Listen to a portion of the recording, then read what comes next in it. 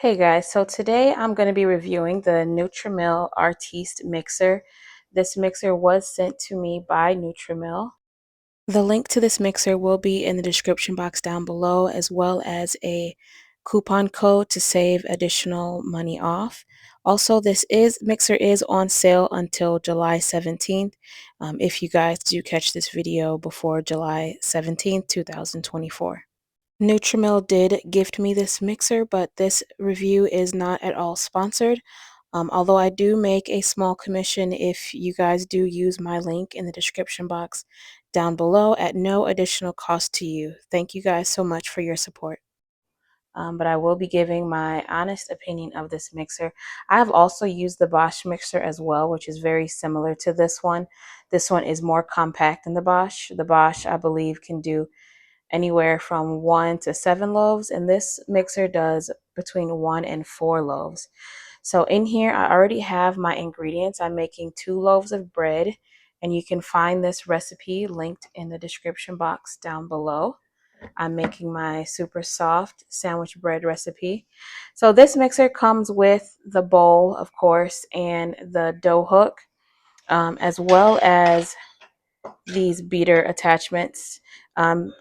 Also, you can use the Bosch attachments with this mixer as well. So that is a plus.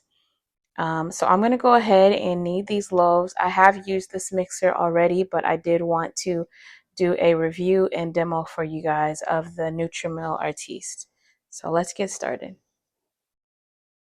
So I'm going to go ahead and turn it on and start mixing. I'm going to first plug it in. Okay, so I'm going to go ahead and start mixing. This first step is just to get the ingredients incorporated.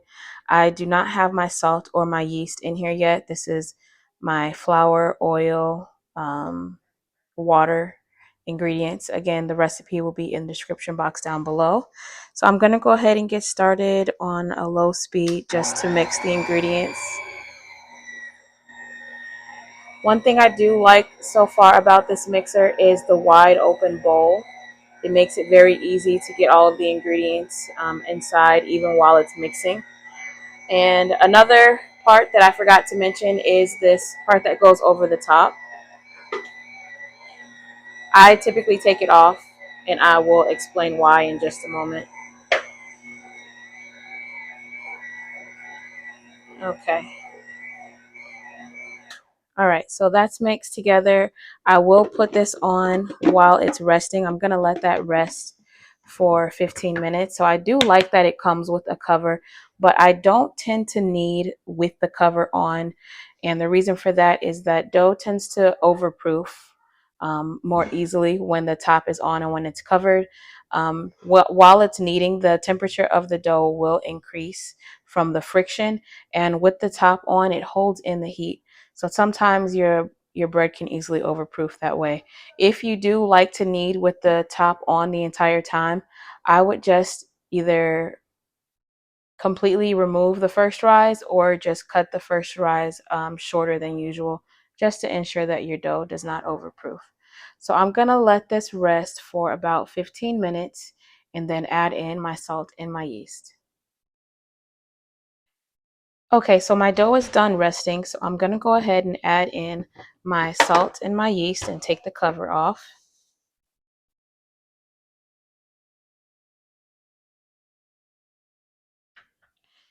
And we're going to go ahead and knead until we have nice gluten development, and we're going to test that by doing a window pane test.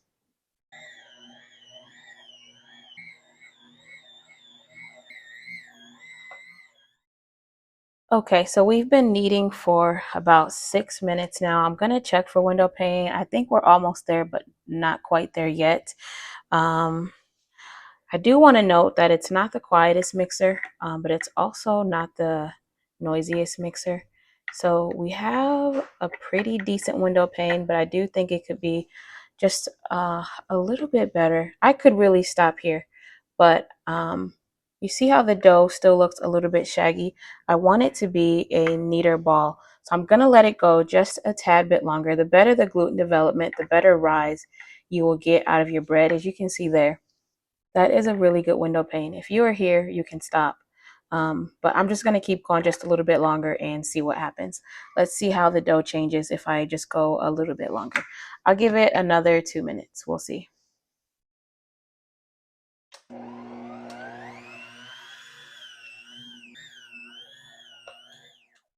Okay, so I gave it 2 more minutes and it should certainly be ready now. So let's go ahead and do a window pane test. We have a very nice window pane after 8 minutes of kneading. So I'm going to stop there. I'm going to take the dough hook out and allow this to rest in the bowl.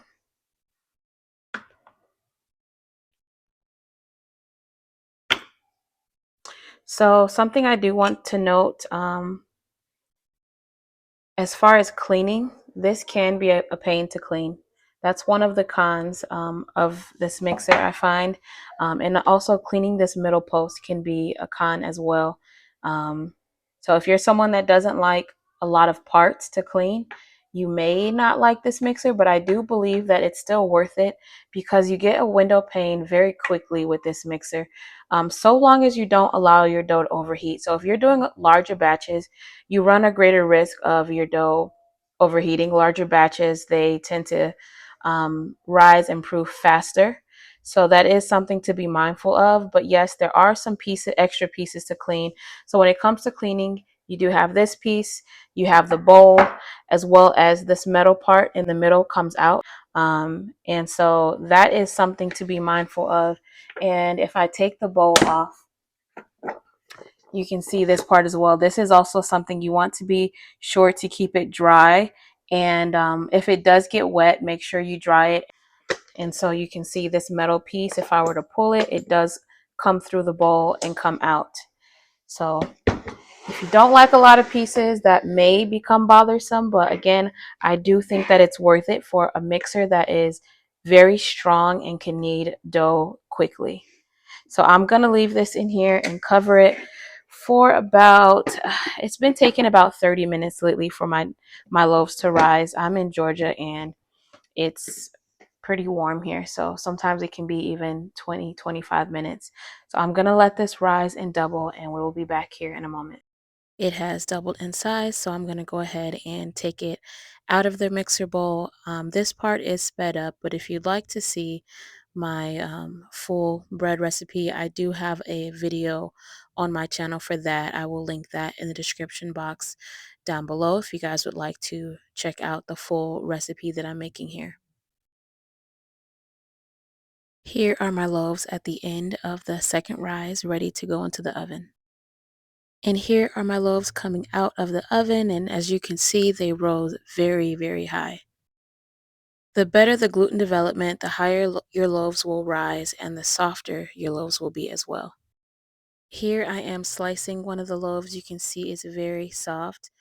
I'm going to go ahead and show you guys a slice. This recipe always produces a very, very soft loaf, especially when I have good gluten development. I do highly recommend the NutriMill Artiste. It is a great mixer. It's great for small batches to medium batches. The only downside I see with this mixer is the cleaning aspect of it. But other than that, it is a wonderful mixer. It's strong, and it's also lightweight and compact. If you've used this mixer, I'd love to hear your thoughts in the comments down below. Thank you so much for watching.